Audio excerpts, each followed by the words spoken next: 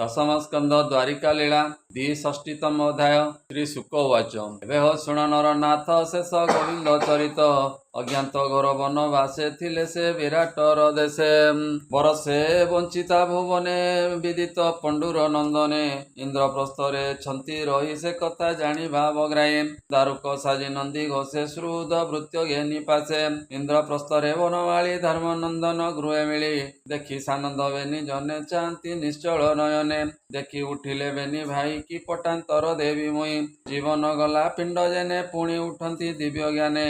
देखी अखिल जोगेश्वर नयन पिछा कले दूर। लोमहर से भावग्राही पद्म लोचन लुह वही। गोविंद जणे जणे धरी हृदय लगाई कोल करी। पद्म लोचन संगे पाई पवित्र कले पंच देई। धर्मनंदन भीम पादे गोविंद नमिले आनंदे। ए पार्थकु कले आलिंगन नकुल आदि बेनी जन। माद्री कुमर सोहदर नमिले गोविंद पयर। आनंदे कले नमस्कार देशने संसार व्यवहार। कृष्ण को आसने बसाई भावे पूजिले पांच भाई। द्रौपदी थिले पुर मध्य कृष्ण को दर्शन आनंदे। नम्र शिरे लज्जा भरे कृष्ण को नमिले अंतरे। मिलिले श्रीकृष्ण को आगे कृष्ण उठिले देखी बेगे। सात्यकी कर करे धरी कृष्ण को पादे पूजा करी। जे थिले पुर देशे हा कृष्ण बोली स्नेह बसे। बेगे मिलिले कृष्ण आगे द्रौपदी तुले अनुरागे। आनंदे पांडव जननी देखी नमिले चक्र पाणी। ए बंधु कुशल पुछा करी द्रौपदी कर करे धरी। कुंद बदन नाई कहती अश्रु जलवाई। जे मते क्लेश वनवासे बोली पाइलु देशे देशे। ताहा सुमरी कुंती कांदे मन निवेशी कृष्ण पादे। हे कृष्ण तब दर्शने मनु छाड़िला खेद मने। तु नाथ शरण सोदर पर आपणा नाही तोर। थापि तोते जे भजई ताहार हृदय थाउ तुई। अशेष दुख करु हत हेमंत प्रभु तु अच्युत। धर्मनंदन कृष्ण चाहि बोलंती प्रिय भाव वही। अनेक अछि पुण्य बल तोते देखिले आदि मूल। जोगेश्वरଙ୍କ अगोचर भोनाथ महिमा तोहर। आंबे कुश्चित बंधु जन पाइलु तुम्ब दर्शन। हेमंत भकत विश्वास रही बरस 4 मास। इंद्रप्रस्थरे जेते जन देखंती श्रीनवदन। चर्म लोचन करी साधु तरिले भव परमाधु। हेमंते शुण नरनाथ दिनेक धनु धरी पार्थ। पितृदिवस आगमने मिलिले हरस बदने। धर्मनंदन यज्ञ अर्थे बसिले कपि ध्वजरते। दारुक घेनी नंदी घोषे गोविंद बसिले हरसे। अर्जुन करे धनु घेनी कंदे शोभित तृणवेनी। ए गहन बने नर हरि अनेक मृग बध करी। अर्जुन हस्ते तीक्ष्ण बाण दिग आवरी नारायण। वराह मयूर हरिण शशा संबर पक्षी गण। नाना प्रकारे खग मृग पितृ यज्ञ को जेते योग्य। राजसेवके ताहा वही पांडव पुरे देले नेई। तृषार्थ होई वीर पार्थ जमुना जले उपगत। संगे मिलिले भगवान तृषार्थे कले जलपान। मुख नयन जले धोई संतोषे चौदिग चाहि। जमुना जले बाली कुदे कन्याए बसी तार मध्ये। देखंती प्रभु भावग्राही तप करई सूर्य चाहि। अति सुसंच चारु वेश तार समीपे पीतवास। देखी चकित भगवान चाहिले अर्जुन वदन। बोलंती देख रूपराशि कालंदी बाली कुदे बसी। तप करई किस सदे अर्जुन घोर वन मध्ये। ए कृष्ण वचने पंडुवला कन्या समीपे विजय कला। पुछई कन्या मुख चाहि तो रूप पटांतर नाही। काहार दुईता बोलाओ किंपाई एडे दुख सहु। काहु अइलु घोर बने तप आरधु सुध मने। केवण फले तब इच्छा कि अबा बर तोर वांछा। कह न करी मने भ्रांति काहाकु इच्छु निज पति। शुणी अर्जुन वाणी कर्णे कालंदी कहे तोष मने। अंधारे ज्योति रूप धरे प्राणी नयन जे विस्तारे। रथे गमई अंतरिक्षे तार दुहिता मु प्रत्यक्षे।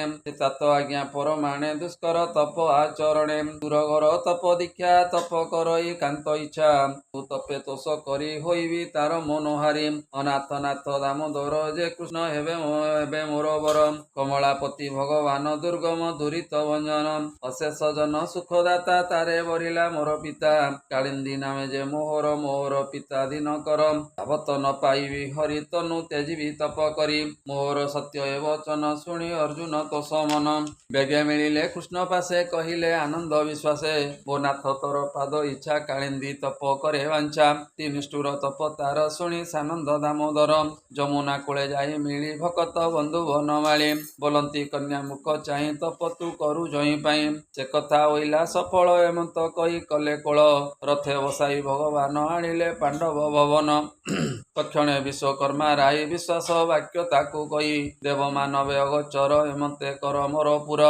ଗୋବିନ୍ଦ ଆଜ୍ଞା ପରମାଣେ ନିର୍ମାଣ କଲା ତତ୍କ୍ଷଣେ ସେ ପୁରେ କନ୍ୟାକୁ ସେ ତୋଇ ଧର୍ମନନ୍ଦନ ଆଗେ ଯାଇ ଏମତେ ଗଲା କେତେ ଦିନ ଶୁଣ ରାଜନ ସାବଧାନ। ଅଗ୍ନି ପୁରୁଷ କର ଯୋଡ଼ି କହି ବିଷ୍ଣୁ ପାଦେ ପଡ଼ି ଏ ସତ୍ୟବ୍ରତ ଯଜ୍ଞ ମୁଇ ରୋଗୀ ହୋଇଲି ଘୃତ ଖାଇ ଓ ନାଥ ରଖ ମୋ ଜୀବନ ଦିଅ ଔଷଧି ରସ ପାନ। ଶୁଣି ଭକତ ବନ୍ଧୁ ହରି ଅର୍ଜୁନ କର କରେ ଧରି ଦାରୁକ କଲା ରଥ ସଜ ଅର୍ଜୁନ ଘେନି ଦେବରାଜ ଅଗ୍ନି କି ଘେନି ବନମାଳି ଖାଣ୍ଡବ ବନେ ଯାଇ ମିଳି ତକ୍ଷଣେ ରୁନ୍ଧି ଦଶ ଦିଗ କାନନେ କଲେ ଅଗ୍ନି ଯୋଗ ସର୍ବ ଔଷଧି ବନ ମଧ୍ୟେ ଅନଳ ବକିଲେ ଆନନ୍ଦେ ତକ୍ଷଣେ ବ୍ୟାଧି ଗଲା ନାଶ ଅନଳ ହୋଇଲେ ଅରସ ଅଗ୍ନି ଶରୀରୁ ବ୍ୟାଧି ଗଲା ଧନୁଏ ଅର୍ଜୁନକୁ ଦେଲା ସ୍ୱତ କୁଞ୍ଜର ସ୍ୱତ ରଥ ଅଭେଦ କବଚ ସହିତ କ୍ଷୟ ତୃଣୀ ବେନି ଦେଲା ଭୟ ଦାନବ ବନେ ଥିଲା ଅଗ୍ନି ଦହନ କାଳେ ବନେ ଥିଲା ସେ ଅର୍ଜୁନ ଶରଣେ ଜୀବନ ପାଇ ତୋଷ ହୋଇ ମୟ ଯେ ସଭାଏ ଭିଆଇ ସନ୍ତୋଷେ ଅର୍ଜୁନକୁ ଦେଲା ଶୁଣ ଏ ଗୋବିନ୍ଦର ଲୀଳା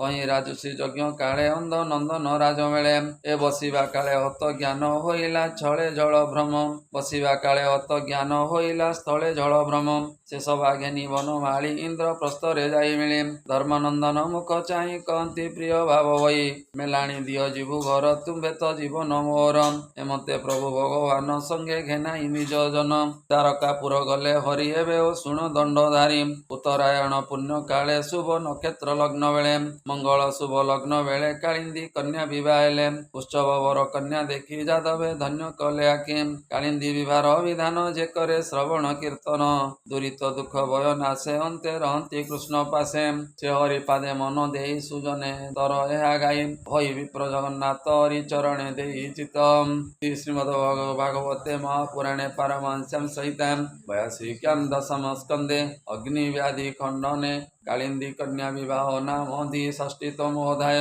बोलानंदे कवार हरि हरि बोल।